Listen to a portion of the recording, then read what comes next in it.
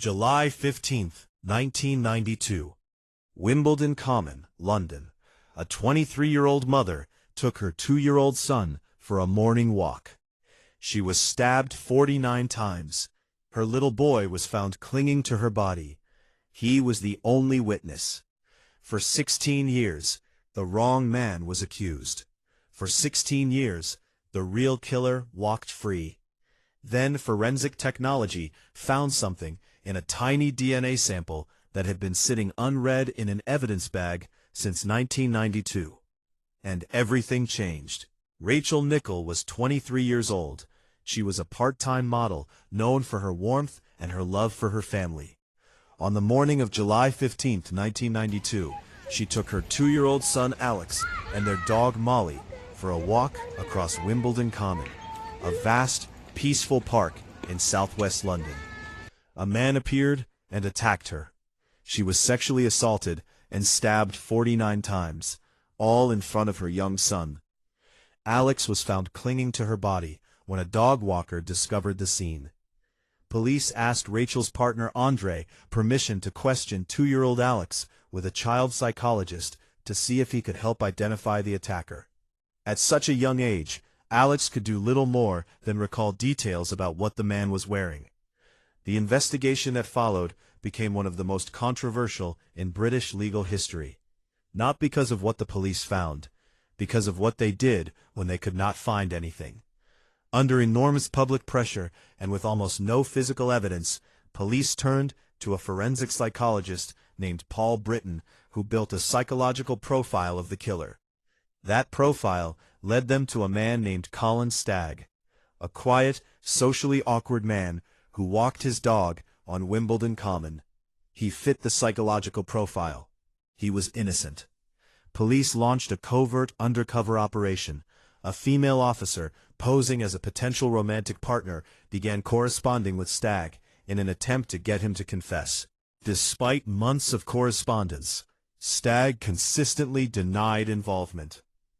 In 1994, a judge threw out the case, calling the honeytrap attempt to implicate Stagg wholly reprehensible.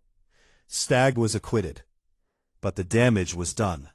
He had spent 13 months on remand. His name and face had been broadcast across Britain as a suspected murderer.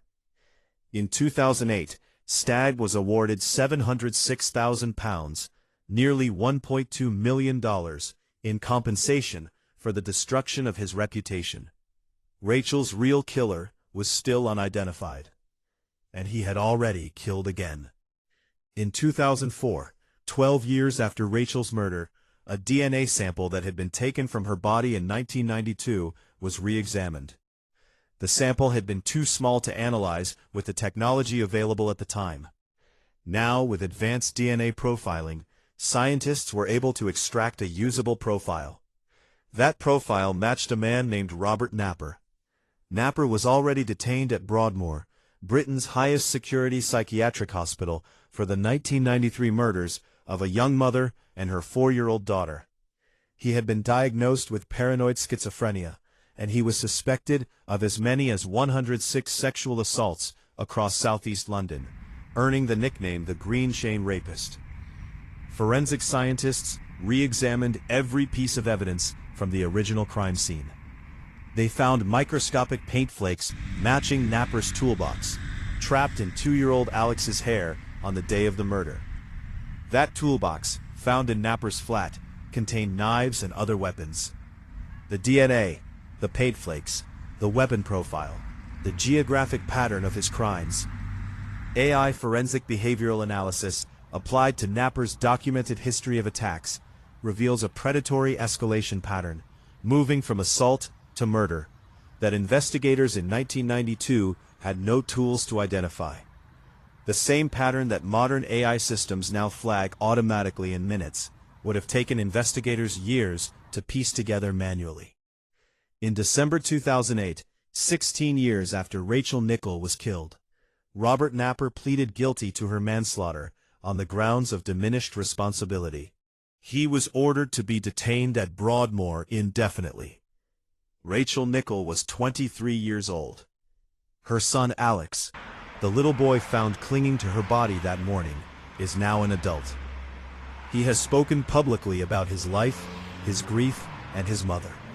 He was heavily involved as a consultant on the Netflix drama and documentary released today, sharing his personal archives so the world could finally understand the full truth of what happened to his family.